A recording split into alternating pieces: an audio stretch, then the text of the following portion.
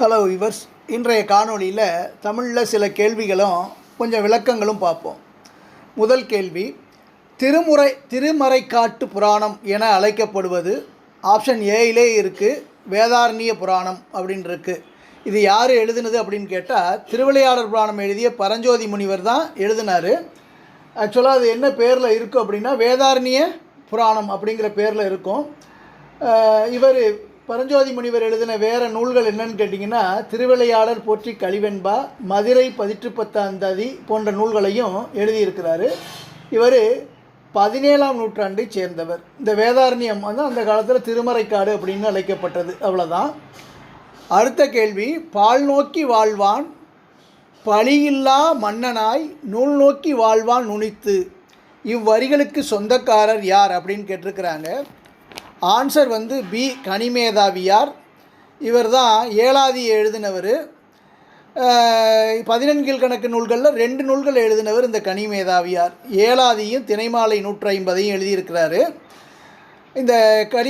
இந்த பாடல் இடம்பெற்ற நூல் எதுன்னு கேட்டிங்கன்னா ஏலாதி. அந்த பாடல் என்னன்னு கேட்டிங்கன்னா, வணங்கி வழியொழுகி மாண்டார் சொல் கொண்டு நுணங்கி நூல் நோக்கி நுழையா இணங்கிய பால் நோக்கி வாழ்வான் பழியில்லா மன்னனாய் நூல் நோக்கி வாழ்வான் நுனித்து அப்படின்னு எழுதியிருக்கிறாரு. இதில் மாண்டார் அப்படிங்கிறது மாண்புடைய சான்றோர் அப்படிங்கிறது தான். ஆக்சுவலாக இது பார்த்திங்கன்னா இந்த ஏலாதி பார்த்திங்கன்னா உணவு கொடுத்து ஆதரிப்போர் பெருவாழ்வு பெறுவர் என்பதை 21 பாடல்களில் கூறும் நூல்.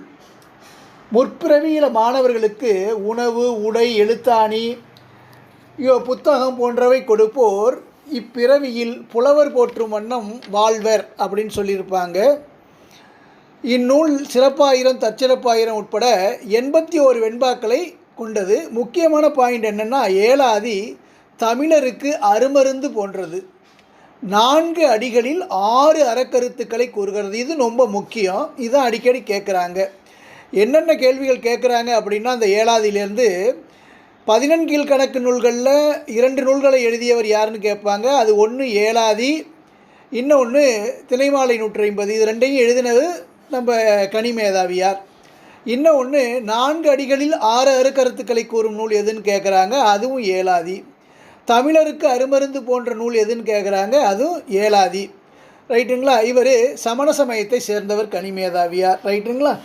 அடுத்த கேள்வி, வெற்றி நிறைகவர்தல் மீட்டல் கறந்தையாம் வட்கார் மேற் செல்வது வஞ்சியாம் என்று கூறும் நூல் எது அப்படின்னு கேட்டிருக்கிறாங்க.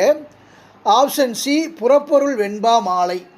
புறப்பொருள் வெண்பா மாலைங்கிறது உங்களுக்கே தெரியும். ஐயனார் இதனார் எழுதினது, ஏற்கனவே படிச்சிருப்போம். கல் தோன்றி மண் தோன்றா காலத்தே வாளோடு முன் தோன்றிய மூத்தகுடி என்று தமிழின் பெருமையை ஐயனார் இதனார் புறப்பொருள் வெண்பா மாலையில் குறிப்பிடுகிறார். இந்த புறப்பொருள் 12ன்னு சொல்கிறோம் இல்லையா, புறத்திணைகள் 12, அதை பற்றி என்ன புறப்பொருள் வெண்பா மாலையில் சொல்லியிருக்காங்க அப்படின்னா, வெற்றி நிறைகவர்தல் மீட்டல் கறந்தையாம் வட்கார் மேல் செல்வது வஞ்சியாம் உட்காது எதிரூன்றல் காஞ்சி எயில் காத்தல் நொச்சி அது வளைத்தலாகும் உளிங்கை அதிரப் பெறுவது தும்பையாம் போர்க்களத்து மிக்கா செருவென்றது வாகையாம். இதுதான் புறப்பொருள் வெண்பா மாலையில் சொல்லியிருக்கிறாங்க.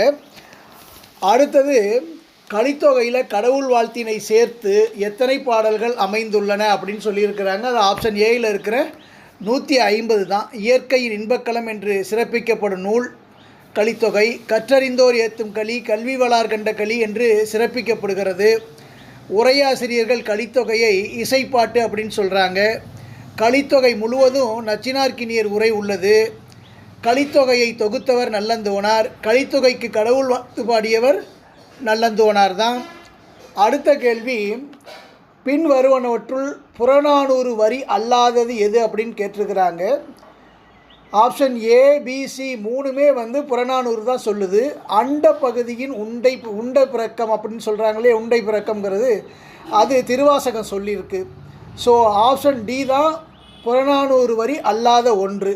ரைட்டுங்களா? இந்த காணொளி பிடிச்சிருந்ததுன்னா லைக் பண்ணுங்கள், ஷேர் பண்ணுங்கள், மறக்காமல் சப்ஸ்கிரைப் பண்ணி இந்த சேனலுக்கு சப்போர்ட் பண்ணுங்கள். நன்றி.